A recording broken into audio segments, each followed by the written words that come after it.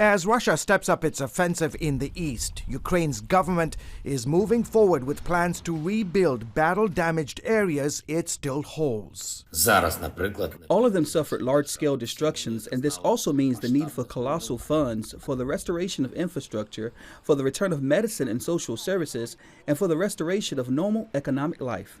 From hospitals to schools to apartment buildings to churches to shopping malls, the government in Kyiv estimates it will need at least $750 billion to rebuild what the Russians have destroyed. So we understand that it's huge money, but we understand that some of them will be compensated from confiscated Russian assets. These cities on the outskirts of Kyiv, once under Russian occupation, are today slowly coming back to life. This is the city of Borodyanka, which is basically probably about 20 minutes north of Bucha. And we've been hearing a lot, obviously, about Bucha. What's really cool is, look at this. I mean, just a few days after the Russians were, well, chased out of this part of the city, north of Kyiv, the cleanup has begun.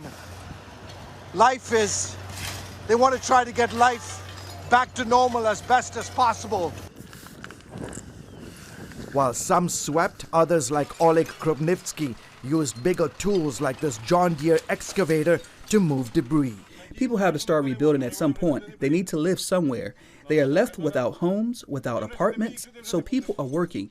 People are trying to live. In nearby Irpin, Ludmila Voronina is overcome with grief, but knows she has to start somewhere. This house is already 70 years old. We can't leave it without repairing it. About 3 hours north, volunteers from across Ukraine have come to Yahini to help the village get back on its feet. Most of the 400 residents here spent a month in the school's basement during the initial Russian attack. Now, volunteers like Kyiv resident Denis Oravchenko are helping villagers rebuild as quickly as possible. People have grief, and while our soldiers in the east are protecting us, we work here. As war enters its 5th month, residents from Yahini to Irpin to Bucha are not sitting around waiting for fighting to stop.